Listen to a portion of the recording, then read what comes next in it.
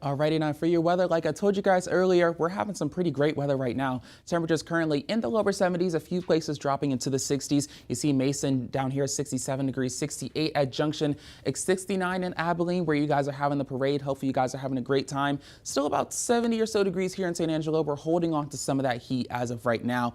But as we continue into the rest of the night, temperatures are slowly going to drop. You see by just 10 p.m., we're going to be down into the 50s, and we're going to be continuing into the 40s for our lows tonight. You see, by the time it gets that late morning, that's when we'll really see those low temperatures. Tonight, overall for our low, we'll be seeing 47 degrees, a pretty mild night, just like yesterday. It'll be mostly clear. Winds will be pretty light from 5 to 10 miles per hour, and that sunset was at 5:39. So it's getting pretty early. The sun was out earlier. We had some very beautiful skies to start out the parade. But for our highs tomorrow, it's going to be the same thing, different day. Temperatures are going to be in the mid to upper 70s. You see, we have 75 degrees here in San Angelo, 73 in Abilene, and that is pretty much the standard around most of the areas. See, we got 73 out here in Easton. It's going to be another warm but comfortable day. So when you're headed out the door tomorrow, a few things to look out for. In the morning time, you see that low, we're going to be at 45 degrees. It's going to be a little bit cooler, so there may be some fog in southeastern counties because there will be a wind shift. You see, we'll hit that high temperature between 2 to 4 p.m. 4 p.m. we have that high of 75 degrees.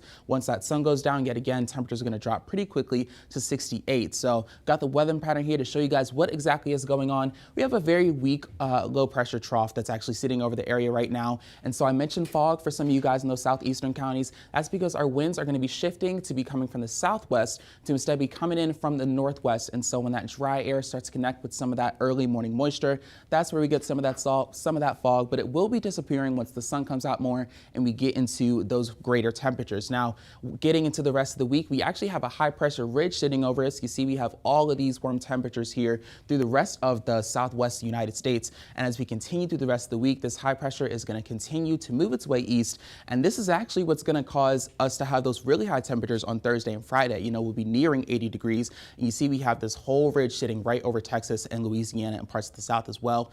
We have a little bit of this trough here that's going to start to develop, and that's where we'll see that cold front on Saturday come from. So as we get through the rest of Thursday and Friday, you see this low pressure develop here. You have the winds rotating around it. And as we get through the rest of Friday, this continues to make its way south. And then we have this cold front here with winds also coming from the north. That's going to bring some more cooler, drier air. We're not really planning to see any rain whatsoever. It's just going to drop our temperatures over 10 degrees. You see 81 to 70 from Friday into Saturday. Still going to be mostly sunny skies. And as we start out next week, we're going to continue to have those temperatures that are a lot closer to our annual average. Now, where were you, Adriana?